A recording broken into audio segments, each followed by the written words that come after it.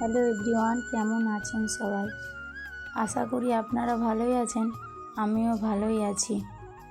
এই যে এনারা এখন ঘুমো করছে,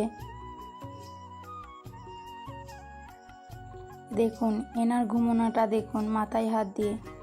সেই ফাঁকে আমি তাড়াতাড়ি করে ব্রাশ করে আর খেয়ে নিই। আজকের ওয়েদারটা ঠিক মেঘলা মেঘলা রেখেছে, কাল রাতে বৃষ্টিও হয়েছিল। আমি চা নিয়ে বসে পড়লাম, চাটা খেয়ে নিই। ছোটো মাম্মাম উঠে পড়েছে, এনার দিকে বড় মাম্মামও উঠে গেছে, আমার কোলে এসে ঘুমু করছে। বিছনাটা অগোছালো আছে, চলুন বিছনাটা বাগিয়ে নিই। এই যে হয়ে গেছে বাগানো। স্নান করে মাথা আঁচড়ে সিঁদুরটা পরে নিলাম, রেডি হয়ে এবার মেয়েদের স্নান করাবো।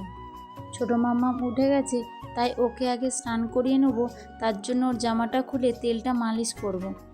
ডাক্তার বলেছে ভালো করে মালিশ করতে বা মাসাজ করতে, এবং একটা ব্যায়ামও করতে বলেছে, তাই সেটা করে নিচ্ছিলাম। মাকে বললাম ছোটো মাম্মামকে স্নানটা করিয়ে দিতে।